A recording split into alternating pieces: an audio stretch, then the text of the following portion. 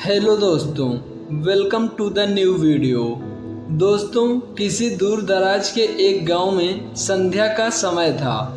सभी लोग अपने दिन का काम खत्म करके अपने अपने घरों की तरफ जा रहे थे। सभी पंछी अपने अपने घोंसलों में सुरक्षित हो गए थे। तभी गांव की 4 औरतें गांव के बाहर तालाब से पानी भरने आई और अपने अपने घड़ों पर पानी भर कर बात करने लगी।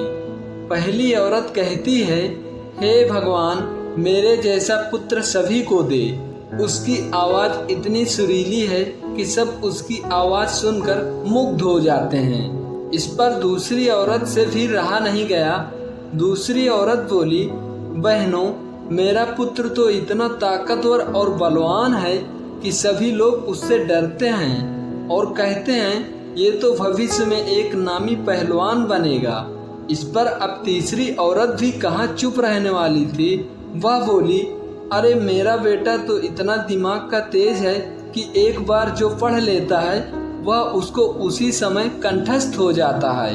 उस पर माता सरस्वती का वरदान है। सभी महिलाओं की बातें सुनकर चौथी औरत कुछ नहीं बोली। इस पर दूसरी औरत ने कहा, अरे बहन, आपके पास भी तो एक बेटा है, आप उसके बारे में कुछ नहीं बोलना चाहती हो। इस पर उस औरत ने जवाब दिया, मैं क्या कहूँ, वह ना तो बलवान है और ना ही अच्छा गाता है और ना ही पढ़ने में तेज है।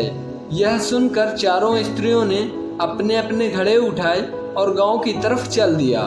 तभी उनके कानों में कुछ सुरीला सा स्वर्ण सुनाई दिया। पहली स्त्री ने कहा, देखा, मेरा पुत्र आ रहा है, वह कितना सुरीला गीत गा रहा है। परंतु ये क्या, उसने तो अपनी माँ को ही नहीं देखा और उनके सामने से निकल गया। इसी तरह कुछ दूर चलने के बाद एक बलवान लड़का वहाँ से गुजरा। उस पर दूसरी औरत बोली, देखो, मेरा बलिष्ठ बेटा आ रहा है। पर उसने भी अपनी माँ को नहीं देखा और निकल गया। तभी कुछ दूर और चलने के बाद सभी औरतों के कानों पर मंत्रों की ध्वनि सुनाई पड़ी। तीसरी औरत ने कहा, देखो, मेरा बुद्धिमान पुत्र आ रहा है। परंतु तीसरी औरत का बेटा भी श्लोक करते हुए वहां से उन दोनों लड़कों की तरह गुजर गया। तभी वहां से एक और लड़का निकलता है जो कि चौथी औरत का होता है। वह अपनी माँ के पास आता है और अपनी माँ से पानी का घड़ा ले लेता है और गांव की ओर निकल पड़ा।